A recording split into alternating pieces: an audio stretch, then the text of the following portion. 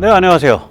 우크라이나 전쟁이 단순히 러시아 제국 혹은 대러시아 혹은 러시아의 군사 지정학적 영향권, sphere of influence 이를 위한 것만은 아닙니다. 우크라이나 자체가 막대한 석유가스 에너지가 있다고 추정되고 있고 또 막대한 지하 광물 자원을 가지고 있습니다. 러시아 입장에서 보면 뼈아픈 게 뭐냐면 중앙아시아에서 석유가스가 나오는 4개의 나라, 다시 말하자면 카자흐스탄, 우즈베키스탄, 그리고 투르크메니스탄, 그리고 카스피해를 서쪽으로 건너서 아제르바이잔, 삼탄아, 이 4개의 나라에 대한 그 지배력이 나날이 약화돼 가고 있습니다. 일단 중국한테 많이 뺏겼고요. 그 다음에 이 나라들 자체가 그 한쪽으로는 중국한테 자기들이 직접 실어내고 다른 한쪽으로는 EU 쪽으로 실어내기를 원합니다. 그러다 보니까 이제 러시아 입장에서는 가뜩이나 이 삼탄 그리고 아제르바이잔에서 말하자면 자기 그 발을 잃어버리고 있는 상황이에요. 그러니까 이런 일이 우크라이나에서 다시 반복돼서는 안 된다. 그렇게 생각을 하고 일을 저지른 그런 측면이 있습니다. 이번 침공을. 추석이 끝난 그 주에, 그러니까 다음 주에 우즈베키스탄에서 푸틴과 시진핑이 정상회담을 가집니다. 중앙아시아에서 가집니다. 시진핑은 그 우즈베키스탄 가기 직전에 카자흐스탄을 들려서 정상회담을 갔습니다. 즉 다시 말하자면 두 흉악한 사람들이, 두 흉악한 체제의 흉악한 보스들이 중앙아시아의 석유가스에 대한 그 지배력을 어떻게 서로 정리할 것인지 혹은 뭐 서로 밀어내려고 하는 것인지 그 살벌한 결투가 다음 주에 중앙아시아에서 펼쳐집니다. 오늘 그 같은 과정을 자세히 짚어보도록 하겠습니다.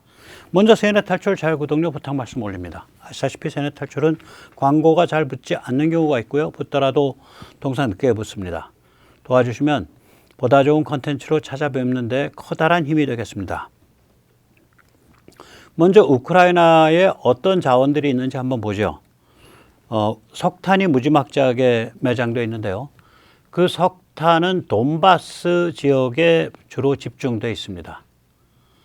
그리고 철광석과 같은 금속도 엄청 매장되어 있는데 그것도 돈바스 지역입니다. 그리고 가스는 그 하르키프 지역 쪽, 저 북동쪽에 많이 매장이 되어 있는데 사실은 저기 땅에 매장된 것보다 오데사 앞의 흑해에 매장되어 있는 게 더 많다고 합니다. 그래서 크리미아 절대로 우크라이나가 안 넘겨줍니다. 러시아한테. 크리미아를 자기 영토로 가져가야 오데사 앞바다에서 가스 개발할 때 전부 우크라이나 몫이 됩니다. 석유는 카르키프 지역에 많이 매장되어 있다고 하는데 실제로는 아조프 일대와 또 흑해에도 엄청 매장되어 있다고 추정됩니다. 그래서 이게 우크라가 그러니까 매장되어 있는 부존 자원이 어마무시한 나라라고 이야기가 됩니다. 이것이 우크라 전쟁의 2차 침공의 촉발입니다. 1차도 물론 저건데 2차는 그 무렵에 우크라가 그 미국의 석유회사 쉘, 뭐 브리티시 페트롤리엄, 엑슨 모빌 이런 데와 내륙의 그러니까 육지의 석유가스 및 흑해의 석유가스 개발에 관해서 논의를 하고 있었습니다. 자, 그래서 이게 이제 말하자면은 이 미국은 이제 그 석유가스에 관한 전쟁을 이라크로 졸업을 한 거거든요. 근데 이제 미국은 또 그걸 자기가 지배하겠다, 직접 다 지배하겠다가 아니라 공급이 안정되면 된다예요, 입장이. 어느 특정 회사가 아니라. 근데 이제 푸틴 같으면은 러시아 석유 회사가 자기 사기업이잖아요, 사실은. 뭐 이름만 구경이지. 러시아란 국가가 자기의 사유물이니까. 그래서 푸틴은 이제 자기 비즈니스를 위해서 전쟁을 벌린 겁니다. 황당한 짓을 한 거죠.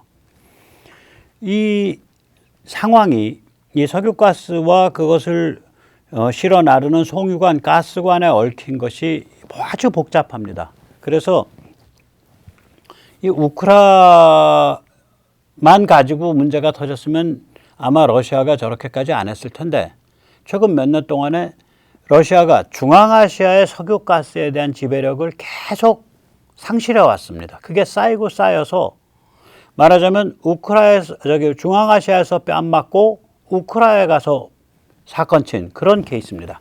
한번 그 자세한 사정을 알아보도록 하겠습니다. 저는 이제 3탄아라고 부릅니다. 카자흐스탄, 투르크메니스탄, 우즈베키스탄, 그리고 아제르바이잔. 여기가 이제 석유가스가 많이 나오는 데고요.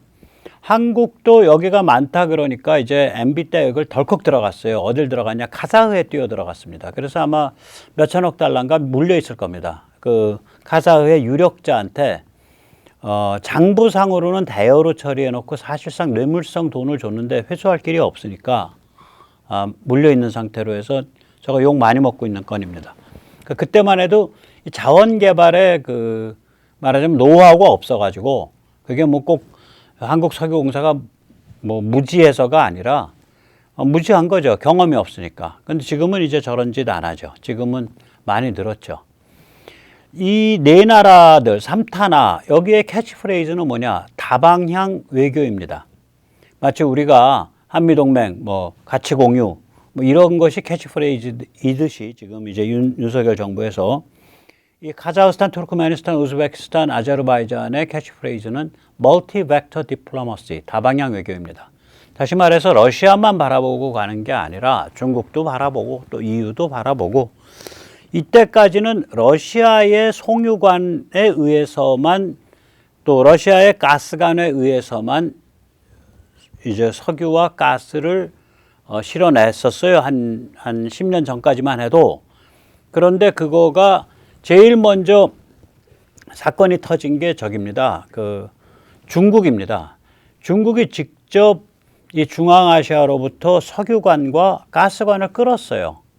그러니까 거기에서 실어내다 보니까 짭짤하니까 그 다음에 EU나 또 다른 직접적인 통로를 이 네 나라가, 이 세 나라, 네 나라가 많이 생각을 하고 있습니다. 아제르바이잔은 이미 많이 엮여 있고요. 나머지 그 탄자 세 나라가 EU 쪽을 많이 생각하고 있습니다. 러시아를 관통을 안 하고. 따라서 러시아 입장에서는 계속해서 영향력이 축소돼 간 겁니다. 이제 이런 문제인데 예를 들어서 카자흐스탄 차이나 석유관은 카자흐 차이나 오일 파이프라인 KCOP라고 부르고요.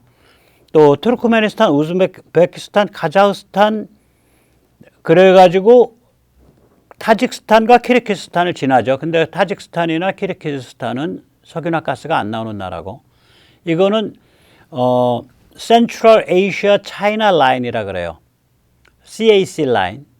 여기서 무려 현재 연간 250억 입방미터가 나가고 있습니다. 오히려 러시아 가스는 별로 시베리아에서 나가는 거 외에는 그리고 러시아가 액화가 안 되기 때문에 별로 답이 없어요. 러시아 가스는 중국으로 실어낼 때. 그래서 이 중국으로 가스가 뭐 러시아 가스가 헐값에 많이 가고 있다. 그거 그렇지 않습니다. 실제로. 그러니까 실어낼 수 있는 마땅한 방법이 없어요. 저런 문제입니다. 그래서 이것이 이제 그 CAC 라인이죠. 자, 그러면은 이제 이 3탄, 즉 카자흐스탄, 우즈베키스탄, 투르크메니스탄은 이미 러시아, 중국과 굉장히 복잡하게 얽혀 있습니다. 그래 러시아가 저기는 못 패요. 이미 손을 놓쳤어요. 러시아가 이제 힘을 잡은 게 2010년부터나 조금씩 잡기 시작했거든요. 2000년에 뭐 완전히 나라 망가진 상태에서 푸틴이 들어왔으니까 2000년에. 그러니까 그 힘이 없을 때 이미 중국이 파고 들어가지고 저길 다 이제 뒤집어 엎고 또 그때에 이미 서방과 연결되기 시작했고 아제르바이잔 같은 경우는 그래서 저기는 이미 손을 못 봐요. 그 손을 못 보는 상태에서 이 3탄이 이게 굉장히 그 석유가스가 많이 매장되어 있는 나라들인데 급속하게 독립성을 획득해 가고 있다고요. 러시아에 대해서. 그러니까 이제 푸틴은 결심을 하는 거죠. 여기서 우크라이나에서도 똑같이 이런 일이 벌어지면 나는 망한다. 우리 회사 가스프롬, 러시아의 석유 가스 회사는 망한다. 그래서 우크라이나를 침공한 것이다. 이렇게 이제 그 석유가스 지정학에서는 이렇게 해석이 됩니다. 즉 우크라이나에서 3탄 그러니까 아제르바이잔, 3탄의 아제르바이잔까지 여기 3탄에서 벌어진 것과 같은 실수가 우크라이나에서 반복되는 것은 절대로 안 된다. 자, 한번 보시죠. 중국이 카자흐, 우즈벡, 투르크메니스탄, 이란 접경을 엮었습니다. 이게 이제 중국의 이제 가스관들인데요. 녹색은 카자흐스탄 가스관이고 빨간색은 투르크메니스탄 가스관입니다. 그리고 저 카스피해 바로 옆으로 수직으로 달리고 있고 점점점점 돼 있는 거, 저게 이제 중국이 엮으려는 거예요. 저 중국 자주색이에요. 색깔이 좀 다릅니다. 저게 중국의 차이나 내셔널 페트롤리엄 컴퍼니. 참고로요. 중국은 회사명에 중국이라는 이름을 걸거나 회사명에 내셔널 전국 혹은 국가라는 이름을 걸려면은 아무나 회사가 등록이 안 돼요. 그래서 중국 회사들 가만히 보면 현 이름이 걸려 있죠. 시 이름이 뭐 동관, 셴젠 뭐뭐뭐뭐. 이게 왜 그러냐면 광동, 셴젠 뭐뭐뭐뭐. 보통 거기서 시작합니다. 그거 떼고 광동만 등록하려 그래도 이게 상당히 고위층에서 오케이를 해줘야 등록을 하고요. 광동도 떼고 아예 소속 성도 안 밝히고 중국, 거기다 특히 국가, 내셔널을 중국 국가 국영이란 소리거든요. 중국 국영 석유회사, 페트로회사. 저 정도 되면 진짜 국영회사예요, 중국은. 여기가 이제 저 카스피해협의 그 자주색과 그 녹색 점점점점 거기를 하고 있는 거예요. 이게 뭐냐면은 가만히 보면 뭐냐면 카자흐 석유를 카스피해 맨 남쪽, 카자흐관을 카스피해 맨 남쪽 이란 접경까지 끌어놓은 거예요. 또 마찬가지로 중국이 투르크메니스탄에서부터 뽑은 저 빨간색 그 가스관도 이란 접경까지 끌어놨잖아요. 저건 무슨 뜻이냐? 이란의 경제 제재가 풀리면 이란 석유와 가스를 실어내겠다는 거예요. 그러니까 중국이 이미 이란까지 다 엮어놓은 겁니다. 그래서 이란이 괜히 친중이 아닙니다. 저러니까 친중을 하죠. 그래서 이 3탄, 그러니까 카자흐스탄, 투르크메니스탄, 우즈베키스탄 그리고 아제르바이잔 3탄 바라는 공국의 탈러 석유관, 탈러 가스관은 중국에 대한 것일 뿐만이 아니라 아예 그걸 넘어서서 유럽에 대한 것을 바라보고 있습니다. 유럽은 아주 큰 프로젝트를 하나 해서 이미 가동을 하고 있는데요. 이게 뭐냐면은 히틀러가 쳐들어갔던 그 유전지대가 지금 아제르바이잔의 바쿠 유전지대입니다. 거기서부터 터키 쪽으로 연결되는 관이 있어요. 아제르바이잔은 아르메니아랑 관계가 굉장히 안 좋거든요. 전쟁도 했었죠. 아르메니아는 친러입니다. 그래서 아제르바이잔에서 조지아로 빠져가지고 조지아에서 터키로 연결되죠. 그래서 아제르바이잔에서 조지아까지 가는 파이프라인을 SCP라 그럽니다. 저게 Southern Caspian Pipeline인가 그래요. Southern Caspian Pipeline. 그러니까 카스피의 남쪽에 있는 파이프라인이라 그러죠. 그래서 거기서 이제 터키랑 맞물려서 터키가 쭈루룩 자기 나라 이제 주요 도시 통하면서 가스 다 쓰고 그 라인을 그 다다네스 보스포러스 해협을 건너가지고 둘로 나눠서 하나는 루마니아 쪽으로 빼줬고요. 그리고 거기서 끝나요. 다른 하나는 거기서 그리스를 관통을 해서 터키랑 그리스가 관계가 나쁜데도 저 돈이 문제가 되니까 그리스를 관통해서 이탈리아, 알바니아를 지나서 그 세계적으로 갱단 유명한 나라 있죠. 그 이탈리아에서 아드리아 바다 속을 지나가지고 알바니아를 거쳐서 그리스를 가로질러서 터키관을 만나는 저 관을 아드리아 파이프라인이라 그래요. TAP. 저 관이 있습니다. 그래서 그거랑 터키를 쭉 횡단한 저 빨간 관이 연결되어 있습니다. 저거는 트랜스 아나톨리아 파이프라인이라 해서 타넵이라고 부릅니다. 아나톨리아가 터키를 그 지방을 아나톨리아라 그러거든요.